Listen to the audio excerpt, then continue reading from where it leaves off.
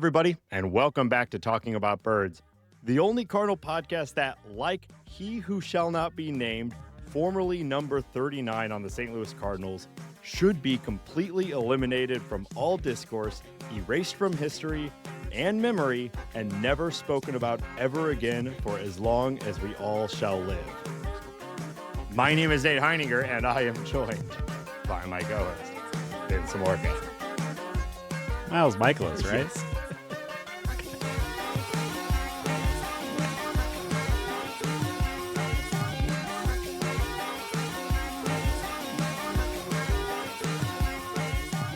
If you have an idea for the opening bit, text or leave us a voicemail at 848-48-BIRDS.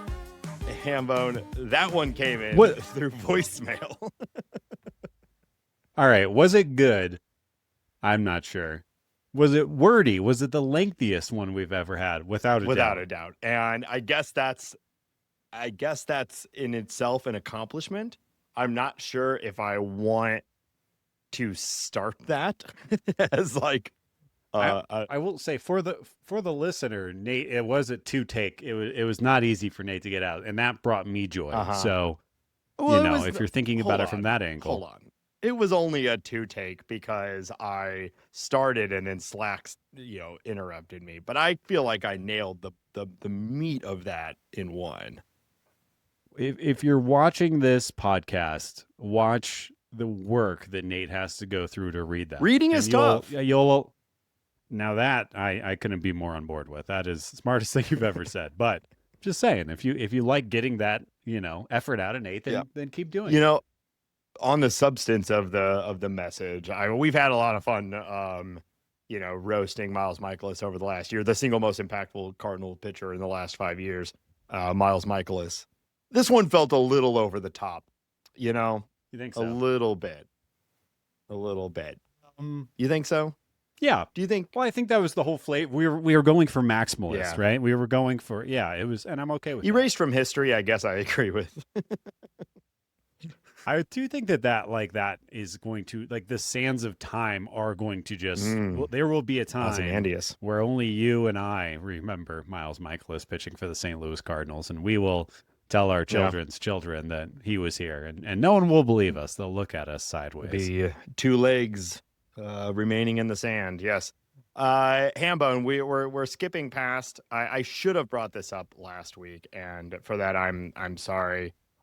It was just Big Birthday Ben. Happy birthday, Ben. How'd it go? Celebrations abound. Happy birthday to you. Big birthday, Ben. Happy birthday to you. It was I think mid to late 30s. Who could give We're a shit? We're deep in the right? aging curve past the peak. Most podcasters aren't even still podcasting at this point in their career. At least not at the level that they were, 28, 29, 30. Yeah. But yeah, no, it was good. My birthday typically falls on Martin Luther King Jr.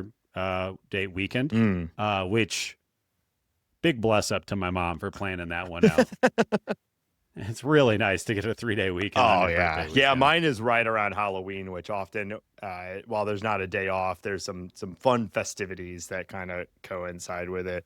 But, DRMOKJR Day, a day of, thoughtful consideration. So you don't feel that outshines your birthday? Are you saying you're perhaps more important? Is that what you're saying?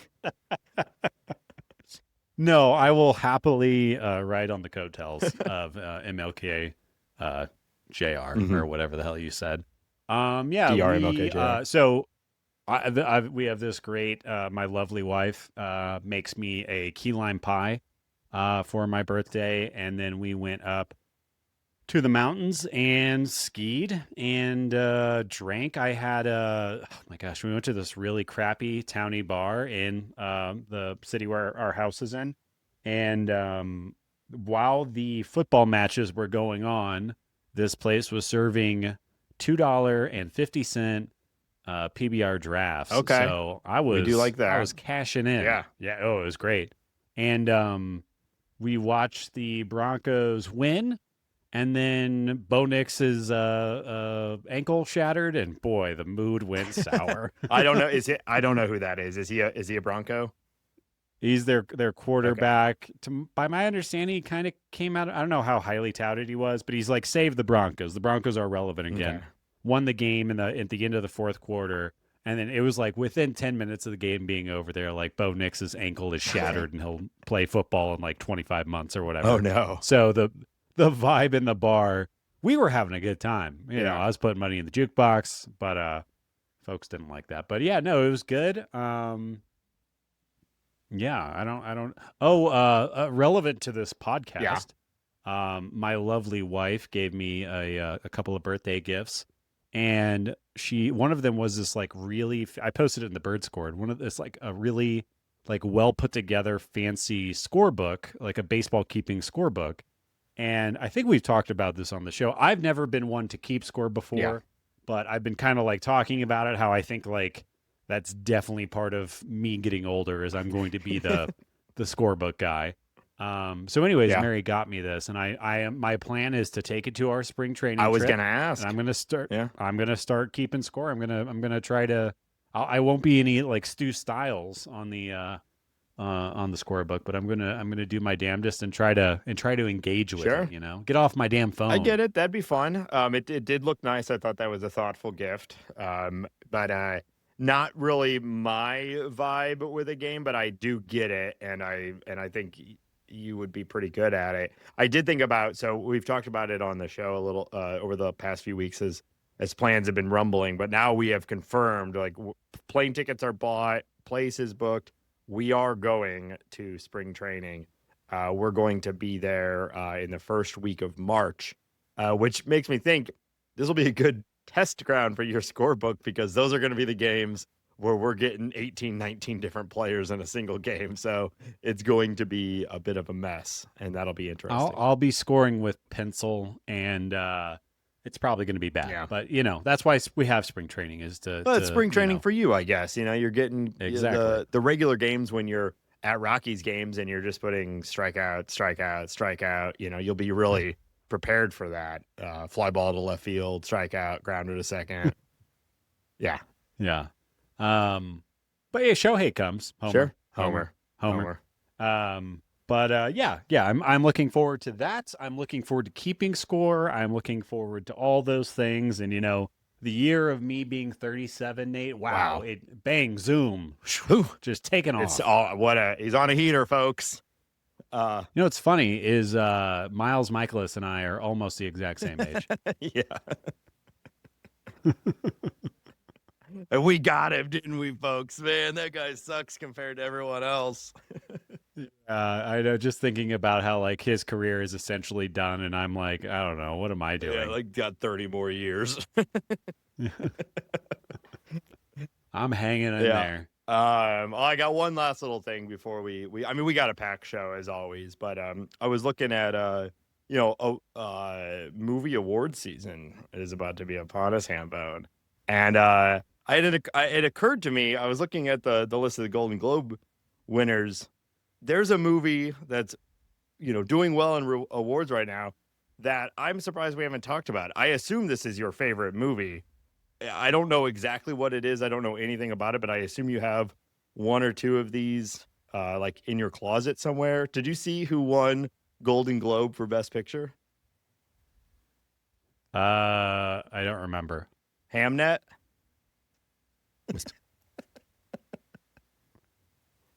Wow. All that for that. I assume you have at least a couple Hamnets somewhere in your house. Well, the thing is with ham is you don't have to catch it. You know, it's just ready for you. I figure you're always at... One might need a pig net. Sure. Oh, one might. But I'm thinking, you're out and you see one, you might want to scoop one. Just snag it from someone. A net might be useful. Because I can't use my hands to grab it. You might... Oh, yeah, I'm stealing it. You might be like reaching through a window or something. Yeah. I'm picturing like a... Oh, so this ham has been baked, presumably, and then somebody's sitting it on the windowsill to cool off. Sure. And I smell it, and then float over I to it assume like that my legs lift off the ground. I float over to it, and then I cartoonishly pull this net out of my pocket and capture the ham, and then run down the street. Yeah, pretty much. I mean, honestly, I had been thinking more of like almost like a butterfly net with like a long stick and a hoop at the end with a net net that you would like stick it through the window and snatch it off someone's kitchen table, maybe. But all the rest, yes, exactly. Okay. Yeah, I think that's really good. Yeah. It's funny. It's timely. It's just good. Thanks. Thank you. Well, I'm out of bits prepared for the show. Let's talk about the St. Louis Cardinals. We did not get. You prepared that? Well, like I said, I was looking at the winners of Golden Globes, and I thought, how have we not talked about Hamnet on this? Yeah. I feel like I set it up and knocked it down quite expertly. I think it's about Shakespeare. It is. I looked into it after. It's about his son. Cool. Hamlet, more like let ham. Stop it. Ben likes a lot of ham, folks. All right, let's talk about the Cardinals. So we did not get. We really thought maybe after the Arenado trade last week, it seemed like everything was coming together and we were going to get answers to every question. But we did not get the Brendan Donovan trade this week, and we both still think it's absolutely still very likely. There's been no movement on that.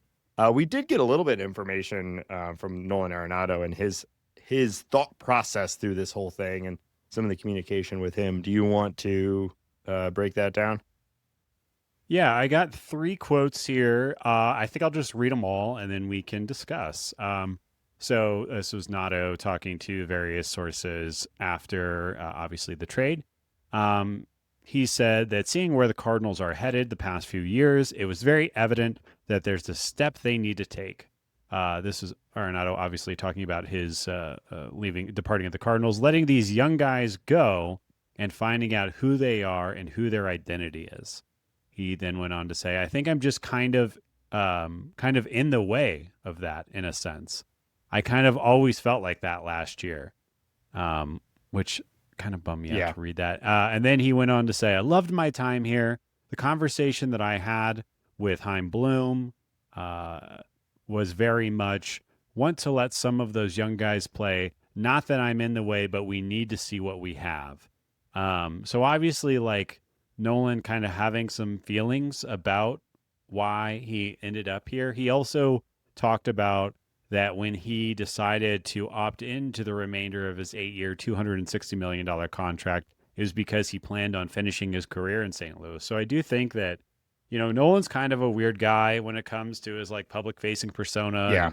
Maybe I think we kind of roasted him on some personal life choices and stuff like that last week. And I think it's funny to hear, like, I think, what am I trying to say? I don't think we can underestimate how bad the relationship was when he was leaving the Rockies, how they made him feel, how, Nolan, I don't think he wanted to move, but they essentially forced him to move by alienating. He comes over to the Cardinals. Obviously, every Cardinals fan is ecstatic that he's here. The front office treats him like a person. And I think he really liked being a St. Louis Cardinal. And I think he really wanted to stay here and try to win here. And, obviously for a billion factors, and I don't think maybe slightly one of them being his own fault, the team kind of just deteriorated ever since he got here. Like we got worse and worse and worse. But it is kind of sweet and kind of sad to see him talk about this. Yeah. Like an MLB player saying that he felt like he's in the way of the team's progress is not something that you hear regularly from these types of guys. No, let alone a likely future Hall of Famer who nearly won an MVP with that team he's talking about just a couple years before.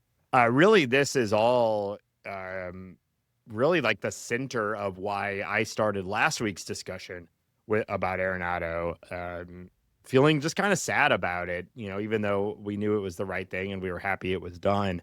I think you can feel and hear some sadness in Arenado's discussion here, you know, wanting to retire as a Cardinal and all that stuff. Like, it's just, you know, like you said, at the end of the day, the reality is if Arenado had put up 4 WAR in 2024 or 2025, 4 or 5 WAR, we might have just been like, hey, you're the centerpiece. You'll be here through the rebuild, and you know you're the leader of this team, etc. And so his own declining skill set is a root cause of this whole thing. So, you know, you have to take that into consideration. But at the end of the day, it is disappointing, and this isn't the way that anyone wanted this to end. And obviously, by the way Arenado's talking about it, it obviously isn't the way he wanted it to end either. No, and it's this whole thing is like weird uncharted territory for Cardinals fans around our age, right? Like we've just never experienced this. We've had obviously superstars leave, but it hasn't been like, you know, I think we were arguing, I don't know if we probably in the old version of the show, we were arguing for Matt Holliday to be retained for another season, like let him end his career a Cardinal. You know, it's not been this situation where somebody's kind of like slowly become more or less and less effective.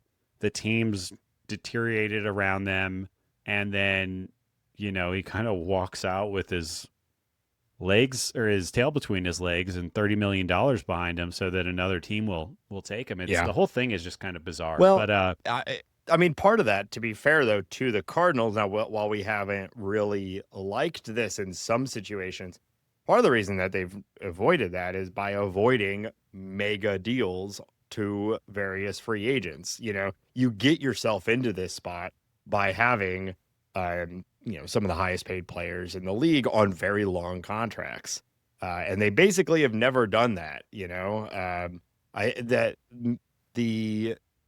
Matt Carpenter in his last couple years was maybe similar, a beloved Cardinal who had fallen off and it was kind of just time to let him go.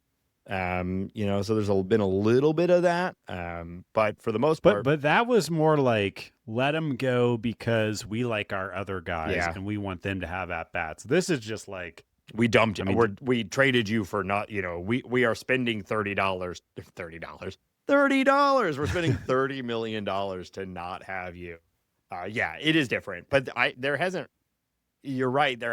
We haven't gone through this because it hasn't occurred for a number of reasons. And the last time the Cardinals were bad for extended years, like the concept of rebuilding and all that just didn't really exist. Not in the way that we think about it today. Like in the 90s when the Cardinals were bad, if you had a bad contract, you're just like, well, they're just riding it out and we'll see what happens, you know? Yeah. Well, that's an interesting thing you said. Like, so the rebuilding, what it used to mean and what it means now. Like, I don't think the Cardinals are about to pull a Cubs, pull a Orioles, pull a Astros. I think that, well, the team, we haven't really talked about this, but the team is going to be probably pretty bad this year. I think we've talked about it a little bit. We were talking about it last week. I guess we haven't talked about, like, what are your expectations for how many wins are we going to have next year? Yeah. Have we talked about that? Maybe we pitched that as a segment to like, let's do a breakdown and a realistic expectation of outcomes for 2027 or 2026. But I'd have to go back. Like, you're right. It's not this. They're not doing what the Cubs are doing or what the Astros were doing. At least that's the plan, you know, like for now. I think if I remember correctly, the Astros really did do like this is a 5-year thing. We're going to be good in 5 years, you know? Yeah. The Cubs, it was a little less. They weren't as open about it being a many year process. So we haven't gotten a ton of those, you know, and that's not what this is. At least that's not what the plan is, right? It certainly seems to me that the plan is to be competitive in 2 to 3 years. You know, but that's the plan, best laid plans, etc. No such thing as a pitching prospect, you know? No, there isn't. But golly, do I like Liam Doyle, and sure, it seems like the industry does too. Yeah. I just took yeah. him in a first year fantasy draft. And I was very excited to Oh, cool. I'd like to hear more about man, that. I'll talk. I also got Ryan Mitchell, the Cardinals number 55 pick later in the draft. He's a guy we should look into. He's flown under the radar from the 2025 draft. With Yeah, I feel like maybe I've read about him or we talked about him. He's a freak athlete, Yeah. right? Like super freak and athlete. MLB.com put him as the Cardinals like number 9 prospect right out of the gate. So Hey, something to look at. But yeah, I'll look at Ryan Mitchell. Don't you worry about that. We're gonna look at Ryan Mitchell. We might see him at spring training. I bet we will. So that I'm actually like, I'm very excited about that. Like, it's fine and dandy to see the, well, shit, I don't even know who the Lars Noupars of the world. Yeah, the Pedro Pajeses of the world. But I'll be very excited to see, all the youngsters. I'm really excited. I think like, well, let's just move the conversation to this. I think a huge spring training for Nathan Church. I think it's a huge spring training for J2 Weatherholt. Really curious to see what Victor Scott looks like when he comes back. But there are fun spring training stories to watch. Like, is JC gonna rob Nolan Gorman of third base? Yeah. Is he just gonna come out and dominate, and Gormy's gonna keep talking about popcorn or whatever the hell he talks about, and get swooped? Yeah. I'm looking forward to it. And we're gonna be there, Nathan. I know. I've been thinking about that. So we're gonna be at the games on the 5th, 6th, 7th, and maybe 8th. And so if memory serves, those will be the games where like we'll get one at bat from the starting lineup, give or take, and then it'll just be all everybody else after that. I wonder though, because it is like it's like, okay, established big leaguers. Let's say Brendan Donovan's gone. Burleson is an established big leaguer. Do you agree? Yes. Lars Noupar, established? Sure. Okay. For the Mason Wynn is an established big leaguer. Certainly. And then we have Gormy, Walker, Pajes, Scott, not established big leaguers. Yeah. So, like, I do wonder, like, how are they going to manage this? Yeah. Because none of this feels locked down to me. No, maybe we'll get more early plate appearances from guys like that, just to get the competition going early and see what's up. It'll be a very, very interesting spring. Probably one of the more interesting springs we've had in a while. It certainly seems like one of those where the coaches can earnestly say, and not just say it because they say it every year, nobody has a guaranteed starting spot on this lineup. Yeah. And we certainly have a prediction that will most likely end up being pretty close based off of expectations, but there could be some real changes depending on how spring training goes. I agree. And Nate, you're talking about coaches. Wow. What a segue. Let's talk about a coach. Yadier Molina. This just came out today, right before we hopped on the pod. Yeah. Is officially returning to the organization as a special assistant to President of Baseball Operations Chaim Bloom. We love it. Molina will work with the Cardinals catchers in their minor league system and help shape the development curriculum for those players. Just give me your hottest take, Nate. What do you think? I mean, we love it, right? We love it, don't we, folks? Especially later in the summer. This is like exactly what we want him to be doing in the short term is Yadi working with the catchers. What more could you ask for? Now, I think we all project probably a bigger role for him long term, but I think it's a great way to get him back into the dugout, back involved with the team, and doing what he does best. And we have some of the most exciting catching prospects in baseball. So, like, we're covered in them. Yeah. So imagine what a little bit of that Yadi flavor can do on Herrera. I mean, not even a prospect at this point, but what if Yadi can help Herrera become a legitimately good catcher? That is a game changer for Herrera in his career and his impact on the Cardinals. But what about Crooks or Bernal or Rainiel? Like, 4 of the Cardinals' like top overall organizational players are catchers. So Yeah. lots of opportunity there for Yadi either to craft the future of the Cardinals catcher position or significantly improve their value for trades to other teams. Either way, it's great. I think he's going to unlock Pedro Page's hitting. But I mean, not the outcome that I'm anticipating. But No. apparently the Marlins are looking for a catcher. So we said it like 2 months ago. I think it makes all of the sense in the world for another team to trade for Pedro Pages, who would not want one of the best defensive catchers in baseball, who could probably be got for not that much. Yeah. I don't see the purpose of Pozo or Pages on this team. Yeah. Honestly, Ivan Herrera is a catcher until he's not.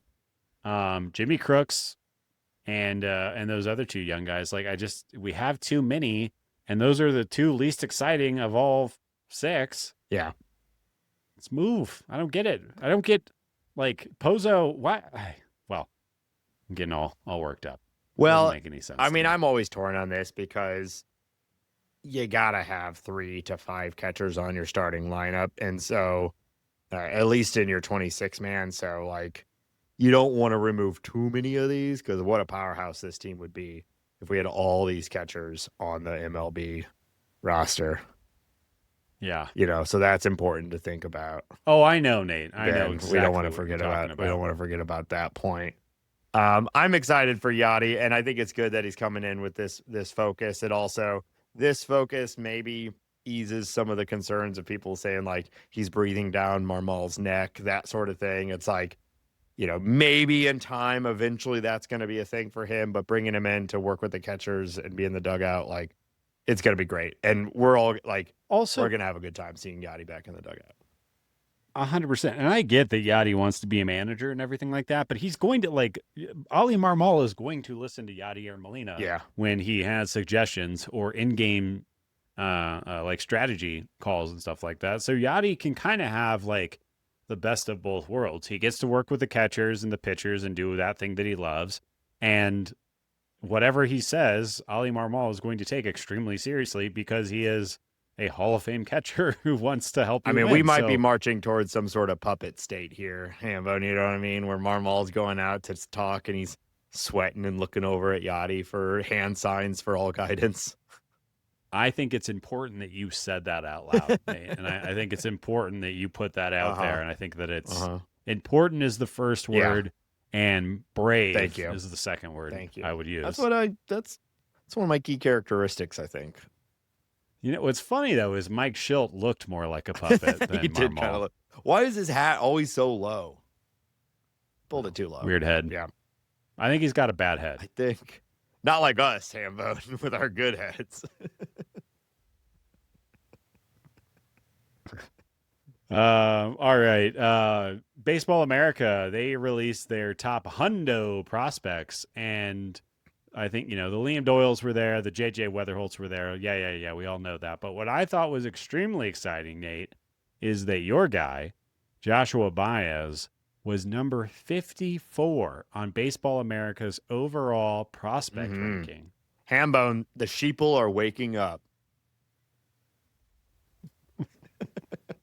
You get doing manosphere. What are you doing? I don't know. I've been calling the Josh Baez breakout since early last year, and at this point, it's pretty well known. He had basically exactly the year we were looking for in 2025, and the publications and everything are catching up. I'd be very surprised if he doesn't play for the Cardinals in 2026. We'll see, but he's had this sort of skyrocket, age appropriate. Everything's come together exactly right. There's obviously no shortage of opportunity for high upside players, and there's no doubt that that's exactly what he is. He's a guy you can really put some upside on, and I'm very excited. So it's cool to see him show up on the prospect list too. Unless they call him up immediately, it won't surprise me if he has a good spring and good, start to the 2026 season, and some of these other guys start to graduate, I think he's going to fly up these lists even more. I mean, I think there's a decent chance still that Lars Nootbaar is not a Cardinal come spring training or maybe come opening day. And in that scenario, that, Nathan Church is probably in the outfield at some point. Walker maybe in the outfield. But that really makes Joshua Baez like kind of a no-brainer to have him starting in one of the corners and out, and maybe even picking up some starts in center field. He's young and fast and made of rubber. He can do anything. But I think that it'll definitely happen this year. Couldn't agree with you more. It could happen like opening day, depending on what if he crushes in spring. If Newt is still there, and Newt, it could. Yeah. The winter warm up was this weekend. We were invited. We had press availability, but not. Yeah, we were invited. Not able to go. Seriously. Yeah, we were invited. It's like cool. It's no big deal. I feel like a lot of people are saying that we weren't invited, and I just want to be clear. Yeah. Now that's brave. I'll show you the email.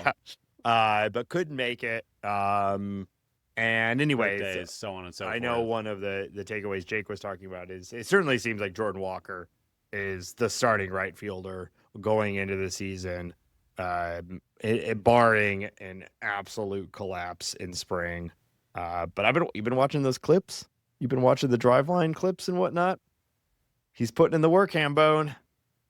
I've seen the driveline clips. I've also seen him put up the worst season I know we've seen by a baseball player in quite a while. Yeah, I'm really torn on this because what I said at the end of 2025 is my brain take, which is we just got what we were all calling for, which is a full year of Jordan Walker, and it was horrible.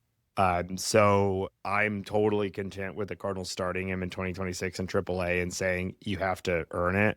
I think they'd be very justified in that decision. But that was my take coming out of 2025 and is frankly, I think probably still how I feel like intellectually.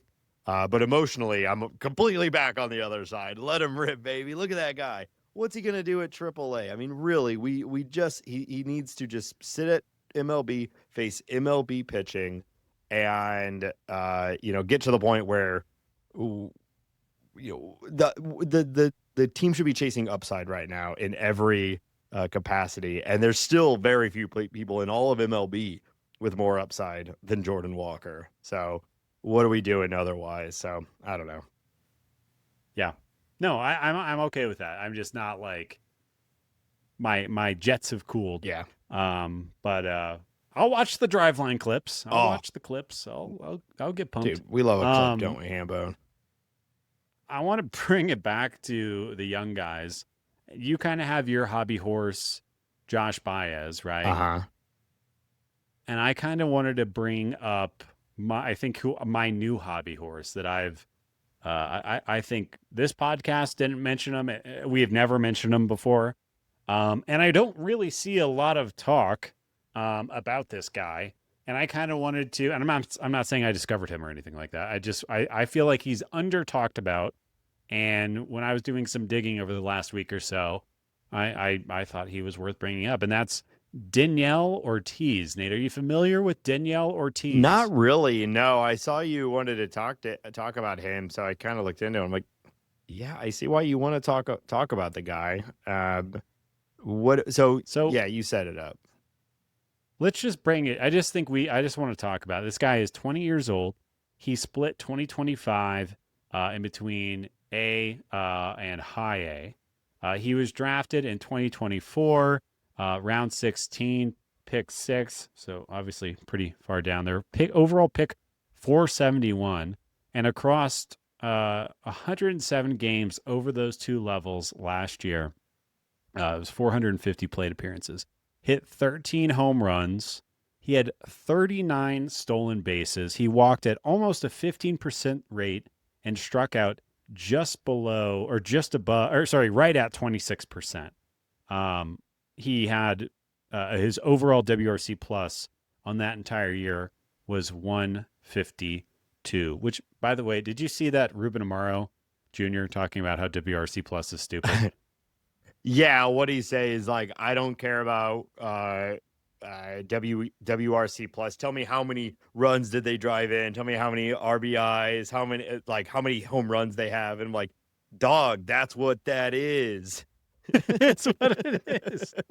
And that guy was in charge of a major league team like not that long ago. It's weighted runs created. It's he's willfully ignorant, which I guess I kind of envy him in a certain degree. But so anyways, this kid, he's 21 years old now. He's 6'1", 230. He's a first base, third baseman. And I have linked on the outline here his Prospect Savant page, Nate, and I'm not sure if you're looking at it or not, but almost everything is in the 85th percentile or above. He is fast. He hits the ball hard. He barrels the ball. He slug. He bats for average.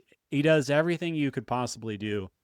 Prospect Savant has like a number that they associate with prospects based on their performance and their underlying metrics, and it's called the Prospect Savant score. It's 0 to 100. He has a 92.9 rating. Obviously, he is maybe a little old for where he's at. Yeah. But all the numbers look good. He's absolutely mashing. I think we'll probably see him at some point in some form or fashion in spring training, even if it's just to get that, he wears number 92 and gets one at bat. But this is my new guy. He's a corner bat. The bat seems legit. The patience seems legit. The speed seems really serious. And I just kind of wanted to take a couple of minutes and spotlight him. Very excited to see what he does in 2026. And I think he'll get a lot more attention coming this year on this podcast and in other sources. Yeah, I obviously, as you pointed out, I mean, almost everything. It's one of those Savant pages you pull up and just like, it's a wall of red, which is what you want to see. I would imagine, Hambone, the reason that you're not really hearing about this guy, you've said them, and not to throw water on him because there's obviously more good than bad here. But I bet the reason he's not showing up on prospect lists and whatnot is the fact that he's old for his level and he struck out almost 28% of the time at that level. So he's a swing and miss guy, but when he makes contact, he's making incredible contact. So these are like huge risk profiles, right? If he's striking out 27.5% of the time at single A, what's that going to look like when he's against fellow early 20s guys throwing near MLB type spin? You could really see how that 28% becomes 36%, and all of a sudden he's no longer valuable. So just from a prospect ranking standpoint, that's probably why he's that not being talked about yet.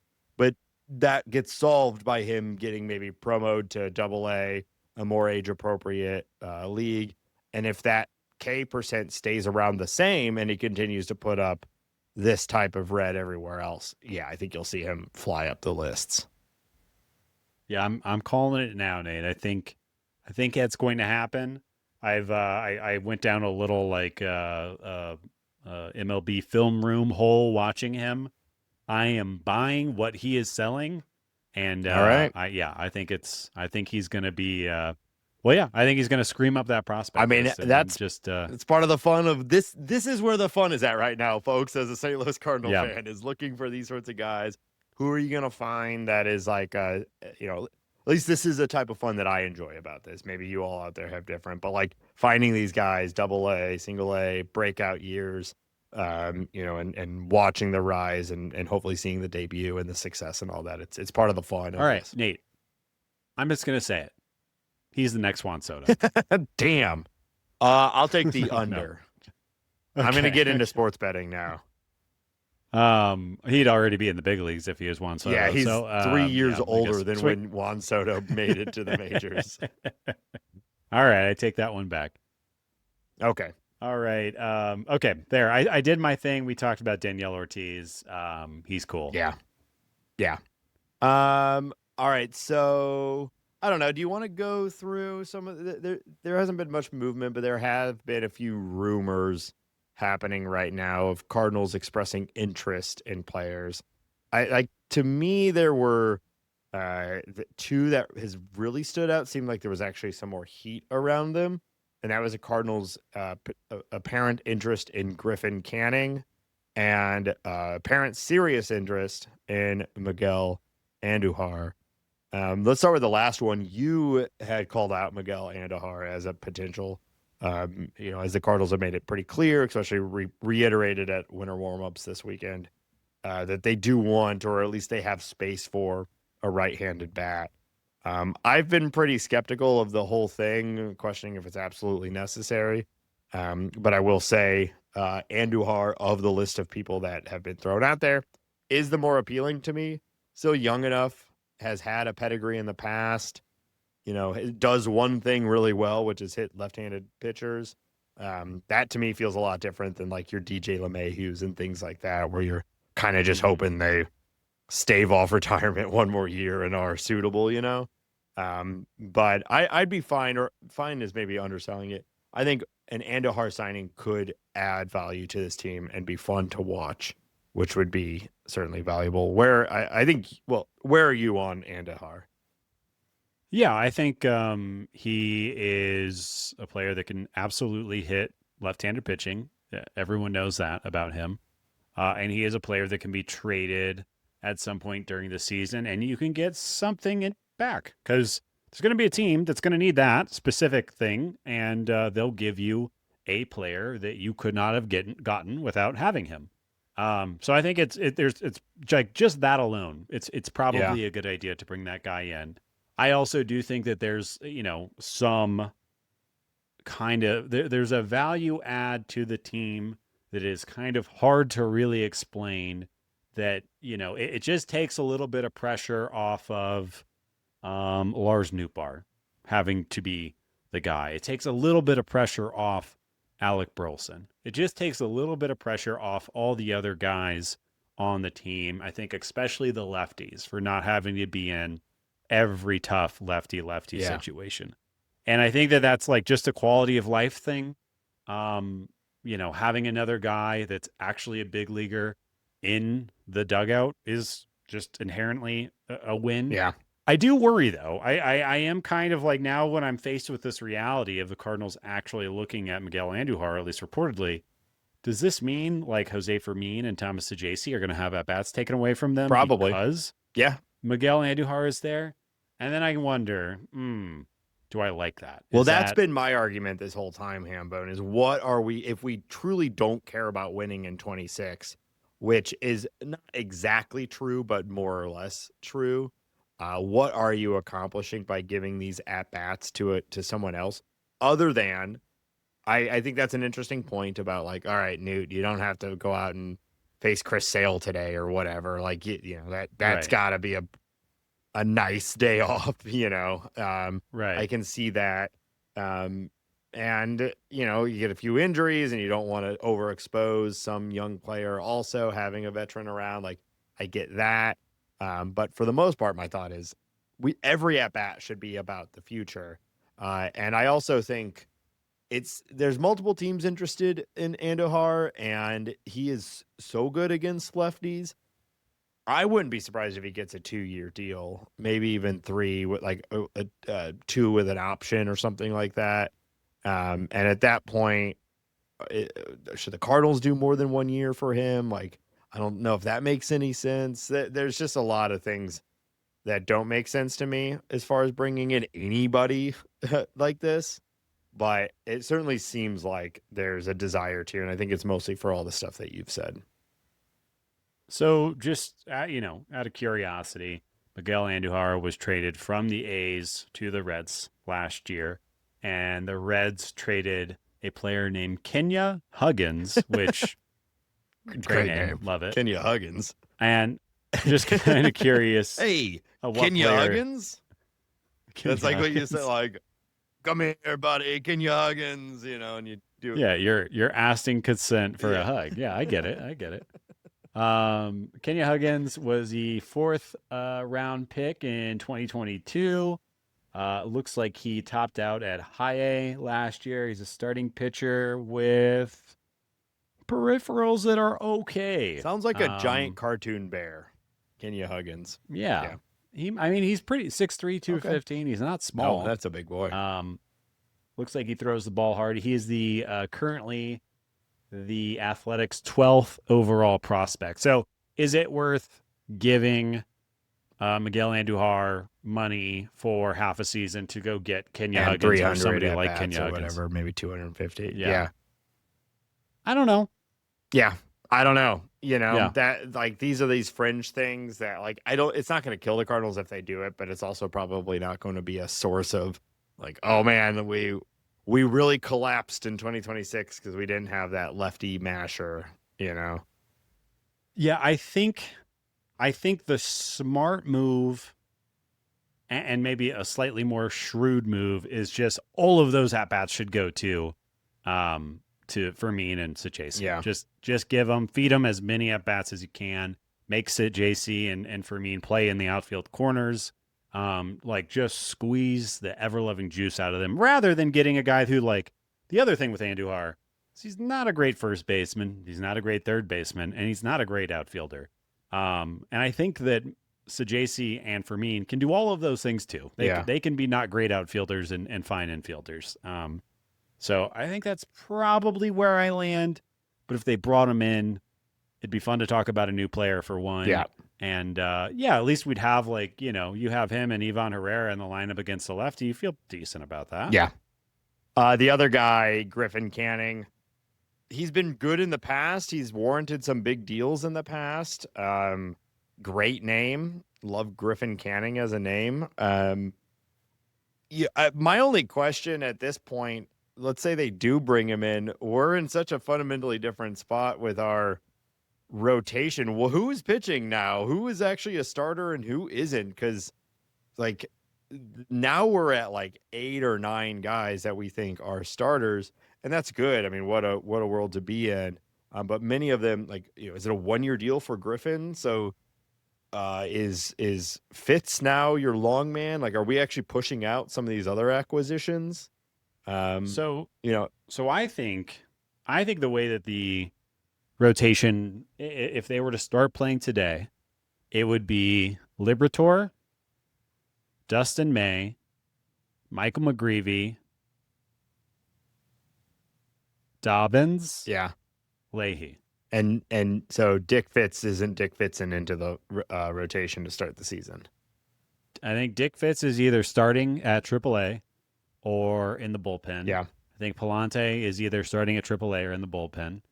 And it seems like they really want to get Leahy to start, at least, see what's happening there. And if you get Griffin Canning, then you probably are pushing. It makes. Well, it has to be Leahy or McGreevy. Yeah, and at that point, I would say Leahy, because McGreevy at least showed promise. He needs to do some work in his own right, but I just can't imagine him losing his rotation spot after 2025. Yeah. So again, I'm not against it. Like, we need more pitchers, and if it's a 1-year deal, and the Cardinals are like, hey, listen, March, April, May, June, it's all committed to these 1-year deal guys just to try to maximize return, and all you other guys, you're gonna get your starts in the rotation starting in July and onward. There's still a lot of baseball to play, still a lot of starts. Okay, that's an interesting approach. Like, surely one of those guys won't do well anyway. Both Griffin Canning and May are coming back from injury, so there's some risk they wouldn't even pitch. Well, I think that is right there, the nail on the head, is that I maybe expect 30 starts from Liberatore, but May, McGreevy, Leahy, Dobbins, Fitz, I don't think those guys are good for 30 starts in 2026. Yeah. So do you do a 6-man rotation? Yeah. Go ahead and throw another guy on there, another guy on the pile. Hopefully one you can get some value out of. We talked about it last season. I think when you're in a development year, a 6-man rotation makes a ton of sense. It protects guys, gives guys more rest. You get to see more arms. I think there's a lot of sense in doing that. I don't know if they've seriously talked about that or not. Well, but if you get a Griffin Canning or a Griffin Canning shaped player, do a 6-man rotation. You know how I feel, of course. They should all be we're closers. heading to a 13-man rotation. Yeah.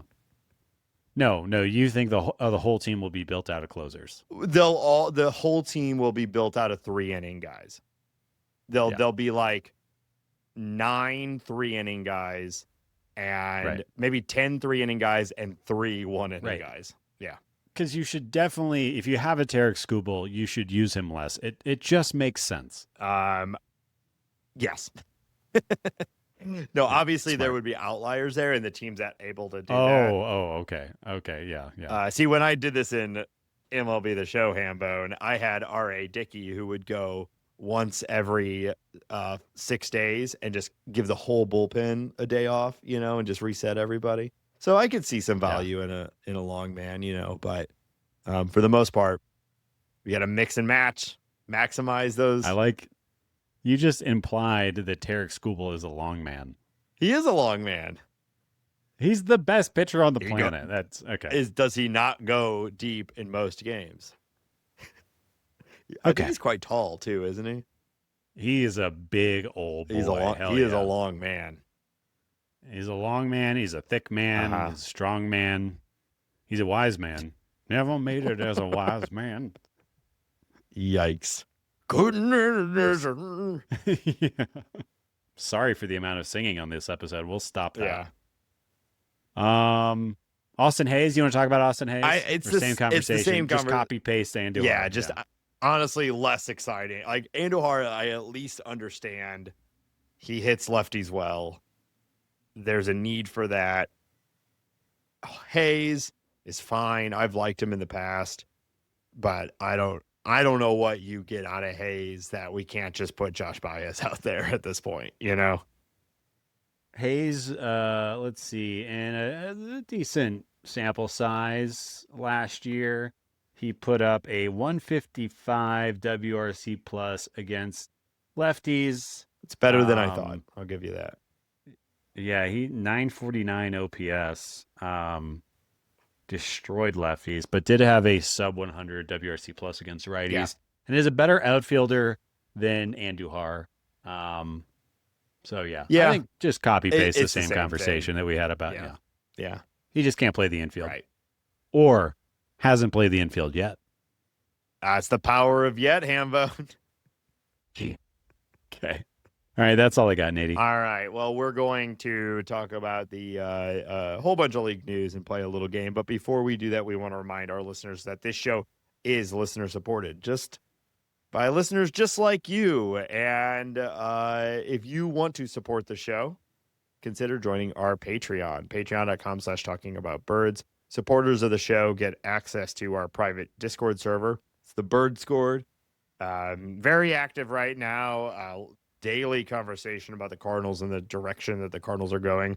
Really interesting conversation earlier with one of our the members of the Bird Squad who grew up in Cooperstown. That was very fascinating. So just some interesting conversation. Shout out to Christopher, and just a chill place to be. The internet kind of sucks right now, but the Bird Squad is awesome. So patreon.com/talkingaboutbirds. You can also support the show by leaving us a review on your favorite podcast platform. That does actually help, and it only takes a couple minutes. And you could also tell your friends and family. We super appreciate that.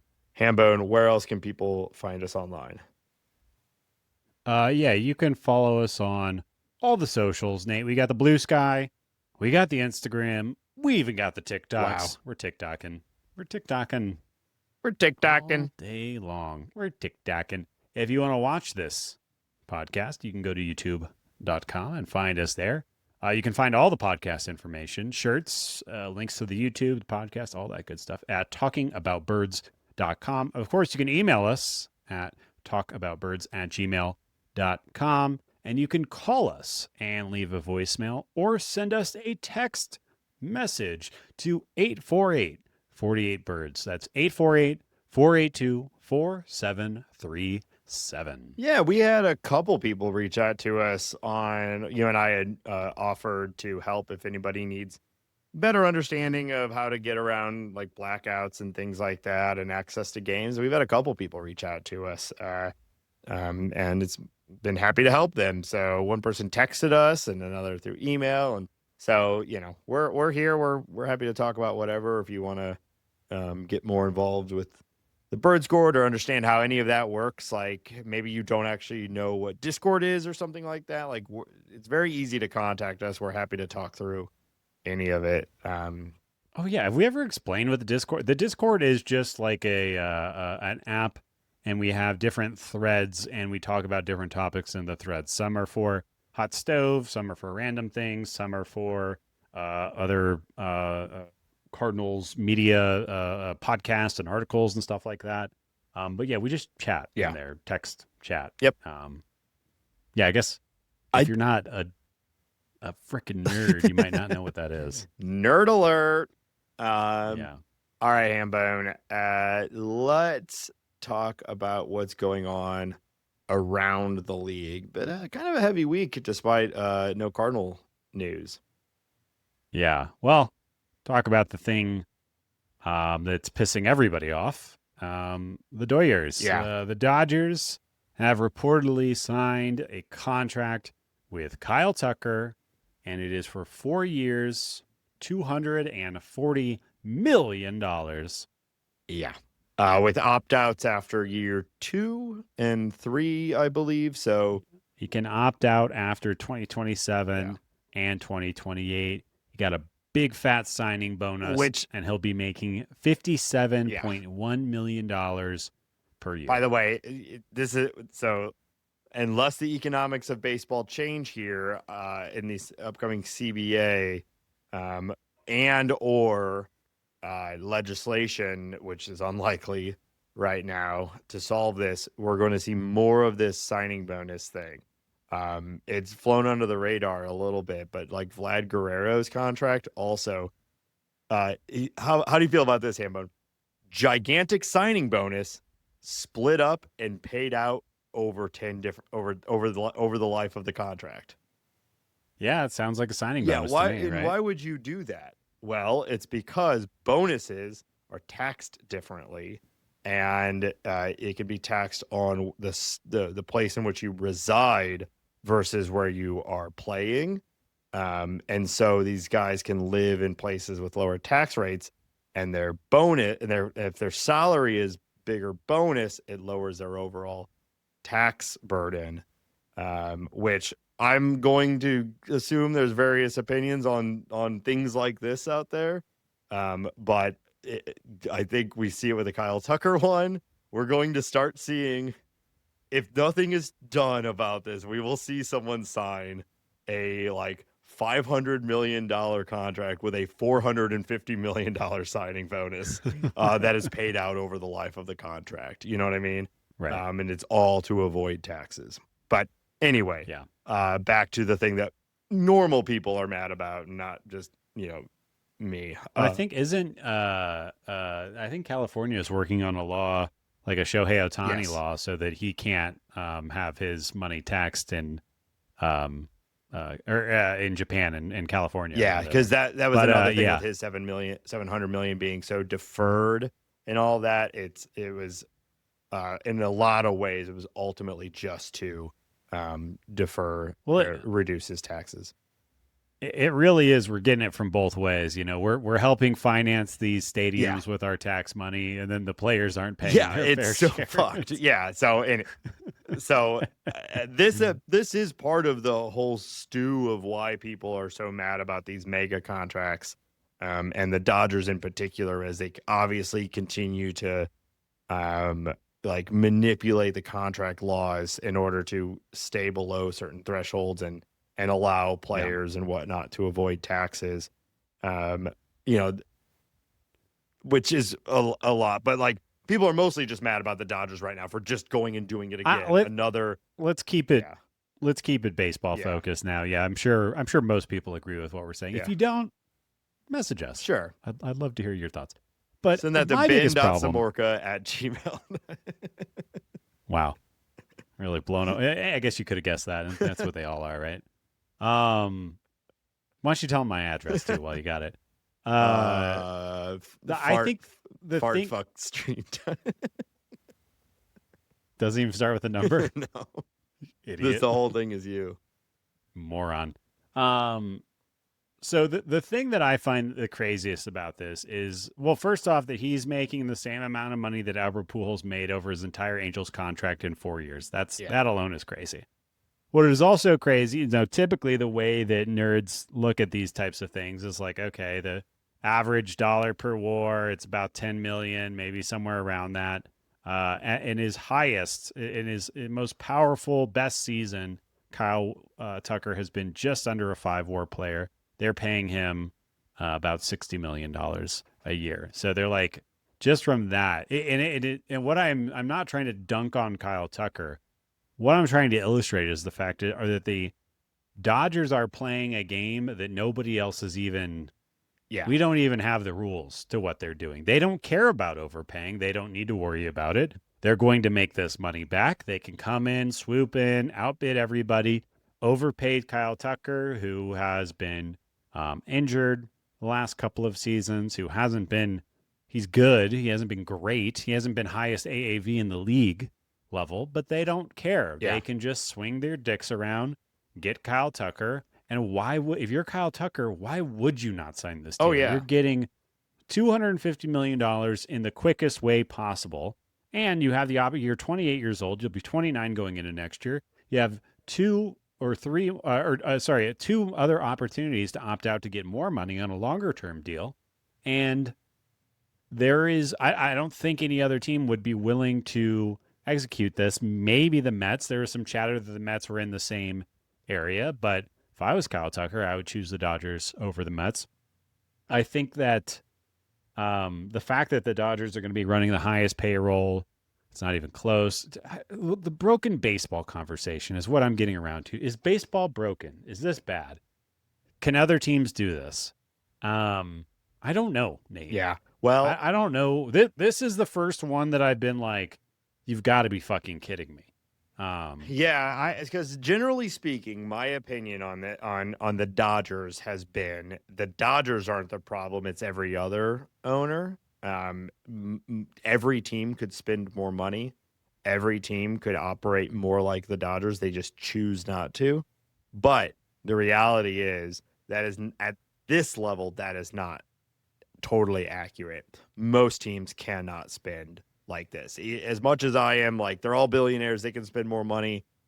No, they all cannot spend like the Dodgers are now spending. A couple of years ago, you can make that argument that they could all be closer, but now we're in a whole new level. And in a lot of ways, though, to give credit to the Dodgers, it's self-fulfilling. They're spending a lot of money. It is. They went and signed Shohei Ohtani, who is an economy of himself. They basically, from my understanding, have made back from the Japanese fan base more than they spent to get him in the first place. So, like, they have created this monster by being really fucking good at building a good baseball team. Winning has created this economy for them. But at this point, I do think it's a little out of hand. And I think like the owners now, there was an article saying that the owners have said their baseball cannot move forward without a salary cap. And so I think this will be the crux of the entire upcoming CBA. There will be other things discussed. There's other needs in the league. But if you have the owners planting their flag saying we are going to require a salary cap, it will come down to whether the players union will ultimately agree to that and what that will look like. Because I think you can understand that is an anti-player union stance. And this, I think, will end up being one of the few situations where the owners and the fans are on the same side. Whether that's right or wrong, wonder. it's an interesting argument, but I do think that this is this is adding a can of gasoline to the fire that is the lockout, the impending lockout. And I worry about that. I think that the players are almost never going to agree to a salary cap. The owners seem hell-bent on getting one. And I think the problem that the players have right now, the only thing that I think is not going their way, because I do think generally if they stick together, they have as much power, if not more power than the owners, is the fact that the Kyle Tuckers of the world and the Blake Snells and Mookie Betts and Shohei Ohtani's of the world are absolutely getting taken care of. Yeah. But the middle class has seriously faltered. The guys who we were talking about earlier, the Griffin Canning, maybe they're lower class, but the guys that aren't household names are getting left to 1-year deals and low money. And I wonder if the Players Association will decide that raising the dollars per year for the rank and file, as opposed to focusing on the tippity top, is going to make more sense. And by that, I mean institute a salary floor where teams have to spend, I don't know what the number is. I'm kind of just I assume that's right going to eventually be the counterbalance to this whole thing. Something that will like, there's probably an equation out there where if you cap it at 350, but increase the floor to 150 or something like that, that ultimately creates more average spending per team than it is right now, or something like that, which then maybe the league doesn't want, because that would increase spending. But then you could start to bring in more of the different revenue sharing things and help these other teams get to that salary floor, if that really is the sticking point. If the Dodgers are only allowed to spend $400 million or whatever, now what do they do with their $900 million excess budget or whatever, and that can be revenue shared. Like, I think that's where this is going to head, is that there's going to be a salary cap that's going to be higher than anybody feels like is helpful right now. And there will be a salary floor that will hopefully force, the Pirates and others to actually spend. And they will do what you said. They will spend on the middle class of players, likely to get to that point, because, Yeah. I also think I would be in favor of shortening the rookie contract as well, so that players are getting to free agency more quickly, so that those younger guys can cash in more quickly and maybe better and more efficiently. To take it back to where we started this conversation, the Dodgers have Kyle Tucker. They're absolutely loaded. Their payroll is going to be $412 million next year. I'm looking at it right now, Nate. They have 14 players who are going to make $10 million or more next year. They are just playing in waters that nobody else is. Yeah. Their projected lineup on opening day is Shohei Ohtani, Mookie Betts, Kyle Tucker, Freddie Freeman, Will Smith, Max Muncy, Teoscar Hernandez, Tommy Edman, and Andy Pages. And that's not hitting on their 6-man, 8-man, 10-man rotation. Tommy Edman just hanging out like, what's up, guys? I'm like you. Must be nice. Yeah. All right. Yeah. All right, let's move on. I think, We'll have plenty of time to talk about all this here after the 2026 season. Yeah, you'll have a lot of time to talk. The Yankees and Cody Bellinger, right before we hopped on the pod today, are going to reunite on a new deal. Cody gets 5 years and $162.5 million, and a deal that seems like this was just always going to come together. Obviously, Cody really likes that short porch. Yeah. The Yankees really like his defense and his versatility. I think it's a good deal for both sides. It seemed inevitable to me. Yeah. The Yankees were going to get it done one way or another. He held out, probably got a higher AAV. Other teams were interested, but like for his own career, that is the place for him to hit. So, it made sense. And it's kind of nice to see Cody get the bag. It's been a weird couple of years. His whole career has been Yeah. weird. But it's kind of nice. I like Cody Bellinger. I think he's a fun He's player good. to watch. Yeah, I think he's good. But And yeah, it's like yeah. he was for a moment it looked like he was trending the Kyle or Chris Bryant route of like incredible first few years and then just decline. But he's really reestablished himself. So and this Yeah. is a big boy deal. Yeah, it is. So good for Cody, whatever, to the Yankees. The White Sox have finally traded Luis Robert Jr. to the Mets for Luis Angel Luis Angel Acuna, and minor league right-hander Truman Pauli. Luis Robert Jr., I believe he's only got 1 year remaining on that deal. It's two. Oh, it's a club option for 2027. My bad. Yeah. What's funny, Nate, he's going to be 28 next year. He is still very, very young.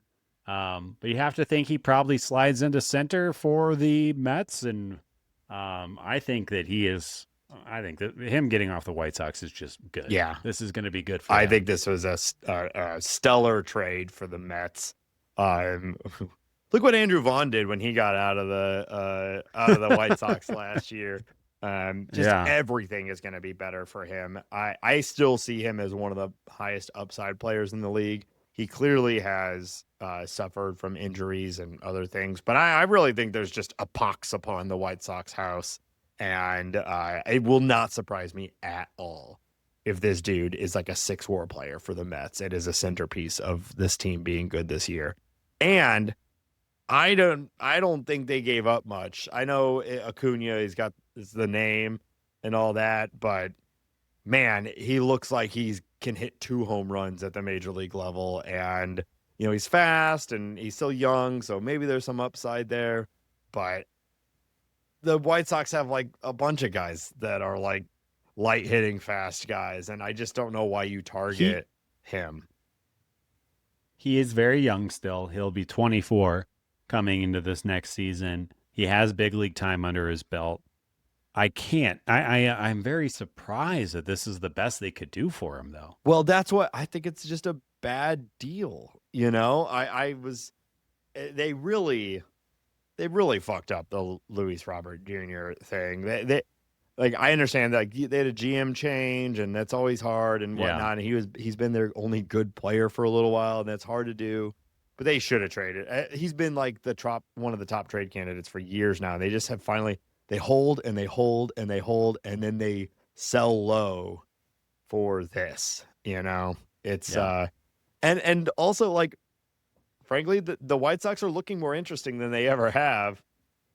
So why sell low? And now they, like I would have if I'm a White Sox fan, I'm like, well, just keep Robert for the next year or two and see if he meshes with the other young players that are kind of interesting, and maybe trade him at the deadline for a real deal. But this just feels like dumping for the sake of dumping. And I'm pretty low on baby Acuna. So people may have different opinions depending on how you value him, but that's not the type of player I would have been looking for if I was the White Sox. No, he's like a glove speed second baseman. I do think that he's got some potential, like more than your average glove speed second baseman, but I would not trade Luis Robert for right. And they've got Mydroth, and I don't know. It's it's weird. All right. Agreed. The Phillies and JT Realmuto have agreed on to reunite on a new deal that is worth $45 million over 3 years. Makes sense. Yeah. He should stay there. I like Realmuto. Yet nothing another trade that the Marlins fucked up. Yes. There is like nobody from that deal that is still relevant. And, Yeah, remember Sixto Sanchez? Yeah. You remember him? Yeah, I mean, to be fair to them, he was pretty well regarded at the time, but still. So Jorge Alfaro? Good memory. It's Jorge Alfaro, Sixto Sanchez, and Will Stewart. Yeah. All right. So nothing to talk much about there, but he's sticking around. And then the final piece of news I have, Braves' new shortstop, Ha-Seong Kim, is out for 4 to 5 months following hand surgery. Kim suffered the injury after falling on ice back home in Korea, and it looks like he tore a tendon. It's rough in his hand. That's brutal. Yeah. I was pretty high on Kim coming into this year. I really thought he was gonna have a good year with the Braves, and he's basically not going to have a year with the Braves. Like, they'll come back in August or something like that. So, well, yeah, you say, we got a month until spring training. Spring training's a month. Comes back, maybe a couple of months into the season. Maybe July. Yeah, he could have a half season, but still, disappointing. Yeah, it is disappointing. What a way to go. Yeah. Just slipping on ice. All right, Nate, that's all I got for league news. All right, Hamburger, we're gonna wrap up with a little game. I love doing drafts, and we do them every once in a while on this show. But we've been in these games over the last few weeks. We've been talking a lot about like this decade or this century, and I thought it would be fun, Hambo, if we do a little draft of our favorite teams, our favorite St. Louis Cardinal teams from the 21st century. So, 2001 up to today. I think we'll each take 3. We'll see how much time we have. Maybe 4, but your favorite teams. Now, you can define this however you want. Okay? So, obviously, it's a draft. Once someone takes a team, and we'll just go back and forth. Once someone takes a team, you can't take them again. All right, I'm having to do some really quick research because this is where my brain gets fuzzy. But maybe you go first overall. I'm guessing you had a little more time to plan this. A little bit, but I thought we'd also just kind of work through this together. But I think if I'm taking my favorite teams from what's your favorite overall team from the 21st century? I mean, there's 2. Okay, there's 2 pretty clear ones, right? Because I think you do have to think about. You have to at the end of the day think about the actual result. There's a few teams in here that I had more fun with, maybe on an individual game or individual regular season. But we got 2 World Series in this period, and we got to start with the World Series. So which one do you like more? Right. 2006, 2011. Hambone, I'm gonna go with 2011. Okay, good. I'm happy with that. 2006, obvious, great choice, but 2011 for me personally, and my enjoyment as a baseball fan, I spent way more time with this team. I watched probably every game that season, and I can't say that I did the same for 2006. Has some of my all-time favorites. We still have Pujols. We still have Peak Yachty. You get Game 6 of the World Series. Just an incredible year. Not the best team. We all know how 2011 as a regular season was and all that. But at the end of the day, they won a World Series, and they have some of the best Cardinals of this 21st century on that. So I'm going to take the 2011 St. Louis Cardinals. All right. Yeah, I mean, obviously, I'm going with 06. Yeah. 06 because I was going to pick that one over 11 anyways, just because of how undeserved it was, how completely insane it was. Yeah. You have Albert Pujols putting together one of the best seasons in the modern era, really, just absolutely ridiculous. Jim Edmonds is still relevant at this time. And this is the year of David Eckstein. David Eckstein, maybe the least toolsy, effective player that I can remember, period. And he comes through, wins you that World Series as your starting shortstop for the whole season. We also got to see a lot of Sotoguchi that year, which who doesn't love Sotoguchi if you're a Cardinals fan of our age? And this was a dominant Chris Carpenter season. So for those reasons, I'm going 06. Baby. Yeah, I think. And the World Series, of course. I don't know if I actually said that part.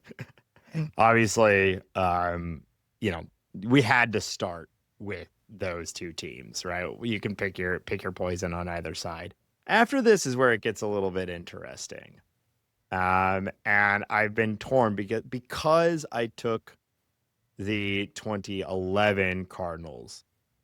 It seems pretty clear to me that I need to take a MV3 St. Louis Cardinals. Okay. And I think that just lands on the 2005. Oh, okay. Are you doing 4? Oh, man, it's so funny how we have Do whatever we you have want. Do whatever you want. different. Do whatever you want. 2005 St. Louis Cardinals we get Larry Walker. We get an incredible Chris Carpenter season. We've got, obviously, Jim Edmonds, Scott Rowland. It essentially is the team that should have won the World Series, but didn't. And then most of them won it the next year in 2006. So for me, the 2005 Cardinals is the move. Yeah, I'm going 04 because Albert Pujols put up 8.5 WAR that year. Mm-hmm. Scott Rowland 9.2. Jimmy Edmonds 7.2. That is 3 of the best players having a season that has ever happened. They all 3 should have won the MVP. They were, it was just absolutely incredible. Mike Matheny still around. You still got Edgar Renteria being great. Ray Langford, which, by the way, I got a Edgar Renteria card for my birthday sitting right here. Or it's not. I'm sorry, Ray Langford. Langford. Yeah, that just those 3 players absolutely dominant. Give it to me all day. Yeah, I mean, obviously 04, 05, 06. 3 of the best seasons of this of this era. We each have one more to take, and we're out of truly dominant St. Louis Cardinals teams. So I'm going to go to, there's one team that made the World Series, but that's actually not the one I'm going to pick. Okay. The season that I think I had some of the most fun as a St. Louis Cardinal fan was the 2015 St. Fuck you. That is so insane. Is that what, that's what you were going to take? That is, yes, it was. Yeah. The J. Hay year. It's the J. Hay year. Jason Hayward, I was such a fan of the acquisition. It paid off extremely well. He led the team in WAR. He was incredible. I think if you go back to my Twitter of 2015, I'm saying extend Hayward. It's probably everything I'm talking about is Jason Hayward. He was awesome. Dodged a bullet by not extending him, but at the time it seemed like such an obvious saying, and then he went to the Cubs, et cetera, et cetera. He was the best C student on the championship Cubs. But anyway, we get the Hayward season. We get the out of nowhere John Lackey total bounce back. We're getting some peak Matt Carpenter. We have Jaime Garcia. We have Carlos Martinez. Wainwright's still in there. But ultimately, what I remember from that year is the 100 wins. And if you remember, it was the Pirates 99 and the Cubs 98. Yeah. And that was just such a fun season. And the Cardinals came out on top, of course, bounced by the Cubs in the playoffs, which is whatever, but one of my most favorite regular seasons and ultimately one of my favorite teams of that era. How about your last pick, Hambone? Yeah, you obviously took the one that I wanted, so I'm pretty mad about that. So I think I am going to go with is it the 22 season? That's when Goldie won, right? Yeah. I'll go with the 22 season. You got Goldie winning the MVP. You got Nolan Arenado, who basically should have won the MVP. 42-year-old Albert Pujols hitting 24 home runs in about 2 weeks and launching the Cardinals into the playoffs. Waino's still there. Tommy Edman had a great season. There was a lot of fun, a lot of hope. Yeah. I mean, I remember those Albert Pujols home runs are some of my best baseball memories Absolutely. in a long time. So I'll give it to that one. Mad about you taking 15 from me, but I'm pretty happy with 22. Yeah. So I think we'll wrap it at there. So mine were 2011, 2005, and 2015, and yours was 2006, 2004, and 2022. I think 2019 is a contender there, as well as the World Series attending team of 2013. If you're out there listening and have a different opinion, what are your favorite seasons of the year? Let us know. I think it's kind of a fun conversation.